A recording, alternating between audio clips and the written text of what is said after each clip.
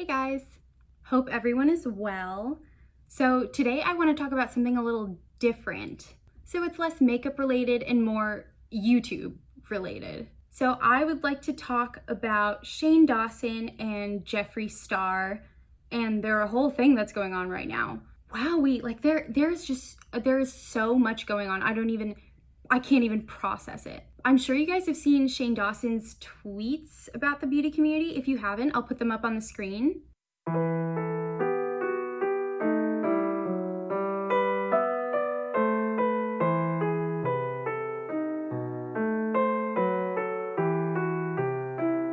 So to briefly summarize the situation, Shane Dawson did a collaboration with Jeffree Star and they came out with the Conspiracy Collection. It was wildly popular. They each made tens of millions of dollars off of it. It was like a crazy release. So Shane Dawson, having done that collaboration, entered the beauty community. He created a channel called Shane Glosson. Super punny. Shane Glosson was supposed to be his channel for beauty content, and he hasn't really posted much of any beauty content on that channel. As far as I know, he has yet to do a tutorial with the Conspiracy palette. So after failing to demonstrate his interest in makeup, all the stuff that's coming out about him lately with his racism, the excusing terrible behavior from the people around him, and then his involvement in Dramageddon 2, after all this, he left the beauty community. He's gone. I guess he left. I guess I'll start off by saying that this was a terrible, awful, terrible move for Shane Dawson. This was awful, terrible. It was a bad idea, especially with the timing. It happened right after his restock. We know what he was waiting for. I guess my initial response was, you're leaving the beauty community? When did you arrive? You released one palette. You didn't put out content for your Shane Glosson channel. The relaunch happened and not everything sold out. And that's it? You're done? This man, who knew nothing about makeup or the beauty community, dipped his toe in the pool for 5 seconds and then was like, peace out. Peter Mon actually put it perfectly in one of his recent videos. He said, when did Shane Dawson become the beauty community's Speaker of the House? I thought it was funny, but I also thought it was true. I think it reflects the sentiment that I and a lot of other people are feeling about his thoughtless response. So Peter Mon and Smoky Glow, they both have great videos kind of picking apart and critiquing Shane's response, so I won't go too deeply into that, but I do want to give my thoughts on it. He talks about all the toxicity and drama in the makeup community. He makes a broad generalization about the beauty community, saying, oh, we're all toxic, dramatic, clout chasing. To me, the fact that he said that exposes Shane completely. All of this drama and negativity that he has experienced in the beauty community just shows me how uninvolved he was. It just proves it. If Shane was really a part of the beauty community, then he would know that there's some great channels and great people out there. Not everyone is dramatic or toxic. That is such a sweeping generalization to make. Maybe everything is negative and dramatic for him because of the people he surrounds himself with. You know, I'm the kind of person that believes that you are who your friends are. I think Shane's friends are a reflection of who he is. I mean, how can they not be? We like people who like us. And given everything coming out about Shane's racist jokes and insensitive videos, like the whole viral video on TikTok of him just saying terrible things, it's no wonder that he and Jeffree get along so well.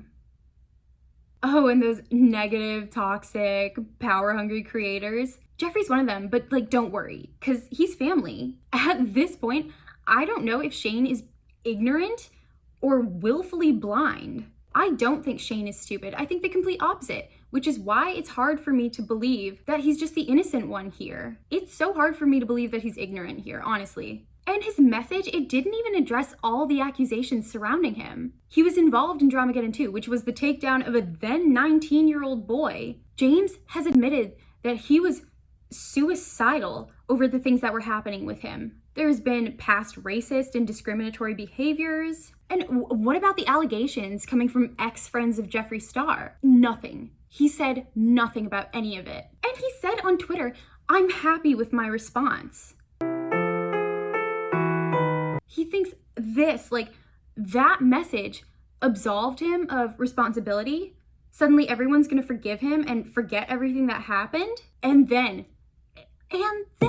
he has the nerve to denigrate and trash talk and belittle the beauty community that he was never even really a part of. Like, the sheer audacity. So here are my big takeaways from Shane's message. Shane thinks James Charles, a now 21-year-old, needs a slice of humble pie the size of the Empire State Building, but he's friends with Jeffree Star.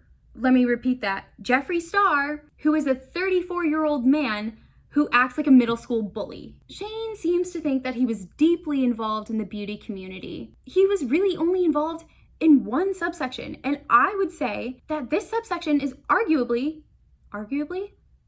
definitely the most toxic one in the beauty community, in my opinion. He also seems to think he's blameless for all the drama that he's inserted himself into. He also, this is kind of funny, he seems to think that Jeffree is a terrible person. The language he uses to describe beauty gurus, it is so angry and just spiteful. He calls them money hungry, power hungry, egotistical, toxic. And he even lumps Jeffree in with those people. Shane acknowledges that Jeffree is one of the most dramatic beauty gurus, but then he says, I love him, he's family, it's just Jeffree. I don't know about you guys, but I've never spoken about anyone in my family the way Shane spoke about Jeffree. Oh, but your family, all right. He also seems to think that Tati did the right thing by releasing Bye Sister. First of all, James disproved a lot of Tati's claims in his 43-minute long video, No More Lies. And the way James talks about the video, like, oh, Tati went all Game of Thrones on James, it glorifies Bye Sister, and I can't stand behind that. He says he stands behind the claims made in Tati's video, but he refuses to provide proof for any of these allegations. He's just talking. This is the stuff that stirs up drama, Shane. You are a part of the problem. And this kind of behavior is the reason why. Recently, all the stuff going on with Shane and Jeffree has really got me thinking about male privilege in the beauty community. I have no doubt that Jeffree Star worked super hard to get where he is now. He has a successful YouTube channel, he's super rich, he has his own makeup company, but Shane rode the glass elevator up to Jeffree's level, stayed for 2 seconds, and then spat at everyone else. For anyone who doesn't know, the glass elevator or the glass escalator is a term used to describe the covert advantages that men have over women in everyday life. I mean, just take the release of the Conspiracy Collection. Did I spit? Oh my God, why am I so spitty? Just look at the release of the Conspiracy Collection. Shane made millions off of pretending to be into makeup. Makeup and cosmetics are mostly dominated by women. That's not to say that men in the beauty community don't work hard. In fact, I think that people who identify as men have it harder than people who identify as women in the makeup community. There is a heavy stigma surrounding men who love makeup and wear makeup, which it grinds my gears because makeup is unisex and anyone should be able to wear it. And this stigma is founded upon sexism and these arbitrary bullshit gender roles that society has created. But specifically these days, in the beauty community that we have now, it appears to me that men have it easier than women, even in a space that has been dominated by women historically. And even now, the majority of people who wear makeup identify as women. When I bring up examples to argue my point, I'm not trying to drag anyone. I'm not trying to berate anyone or come for anyone. They're just examples. Take Jeffree Star. He has done a lot of questionable things, questionable at best and illegal at worst. I mean, this list is just appalling. Racism, sexism, sexual assault claims against James Charles for which he has no proof. In fact, he straight up refuses to provide any proof. He had involvement with Davi Vanity, who's a literal pedophile and rapist. I cannot fathom how Jeffree Star still has a career with not only his involvement with drama and tea, but with actual legal issues. In comparison, I give you Laura Lee. Her racist tweets came out, I can't even remember. It must have been like 2 or 3 years ago now. It was shocking. I am in no way defending the things she wrote in her tweets, but I would like to point out that she was promptly canceled. Jeffree has said and done things that are arguably worse. And yet he hasn't been canceled. He hasn't been touched. To be fair, Laura Lee's apology was bad. It was really bad. But it's the principle of things. Shane Dawson, he busted his way into the makeup world and then gave us all the middle finger after participating minimally. Recently, Alexis Stone straight up harassed Jamie French for not giving him credit for the Tiny Face Makeup Challenge. The Tiny Face Makeup Challenge was not created by Alexis Stone, and he was mad that she didn't give him credit for it.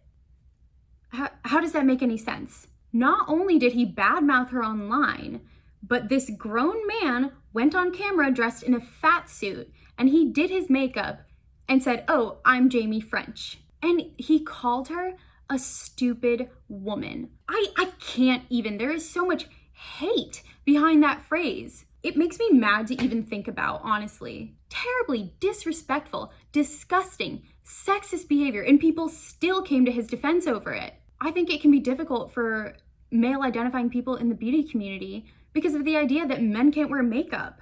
Like I said, this is stupid and sexist and quite frankly, sad.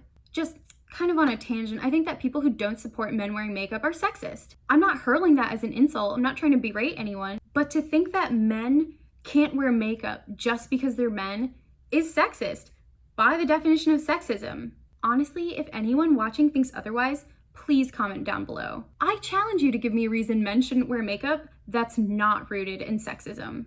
Spoiler alert, you probably can't. Many people are supportive of men wearing makeup these days. So supportive, in fact, that they would be willing to let men slide when they make public mistakes and wrong others. Take a look at Thomas Halbert. You know, I used to like Thomas back in the day. I was subscribed to him for a while. But then I realized that a lot of the things he's done are super questionable. I'm not gonna go down on a list, but I'll give you the big one. Thomas asked fans to donate their money to fund his cat's medical care. And then after taking money from fans for his pet's medical care, he went and bought a house.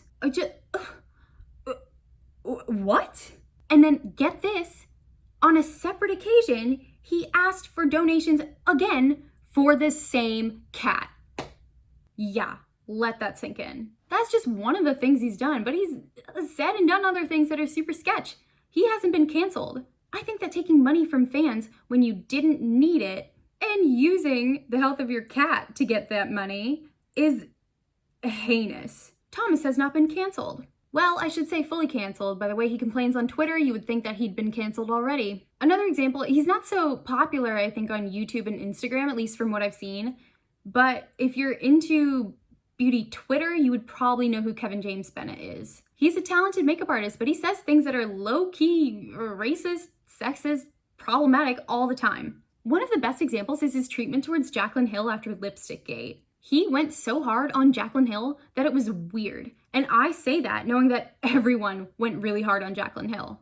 His rants about Jaclyn Hill just seemed like hateful to me. The lipstick launch, it was a disaster. Everyone knows that.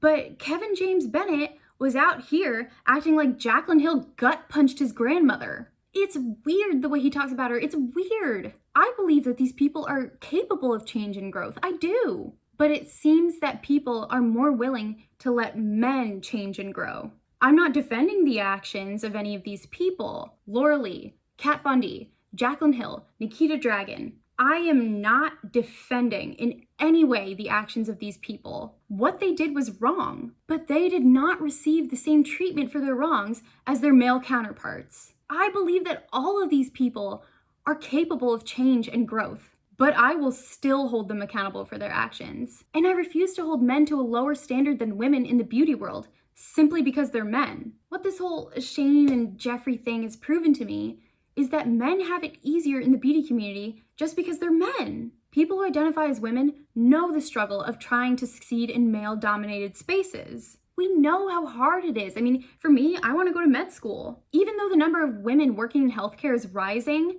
it's still a male-dominated field. Patients take male doctors more seriously. They see them as smarter and more capable than female doctors. Don't even get me started on male nurses. They're ripped apart for no reason other than nursing is feminine. Are you serious? I guess men can't save lives for some reason. I mean, yeah, that's just an example from my life. Like I, like many other women, know that it can be super demoralizing and distressing to feel like you can't succeed in a field that you're passionate about. We are made to feel like we can't do things that we want to do because of our gender. And you know what? I think that's why we let bad behavior from men in the beauty community slide. We understand how hard it is to enter a space that society doesn't think we should be a part of.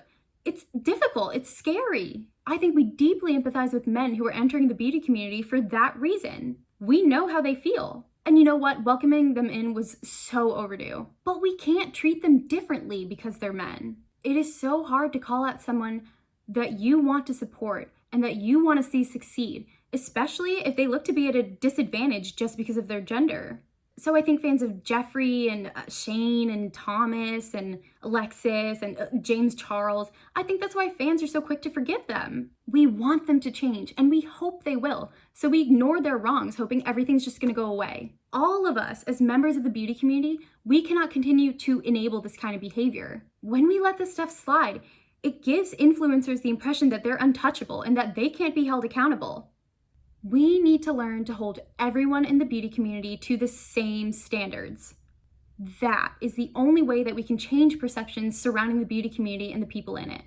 I guess that's pretty much all I have to say for today. Thank you guys for watching. Please give this video a like if you enjoyed it and comment your thoughts down below because I'd love to hear your perspective. Feel free to subscribe if you should so wish.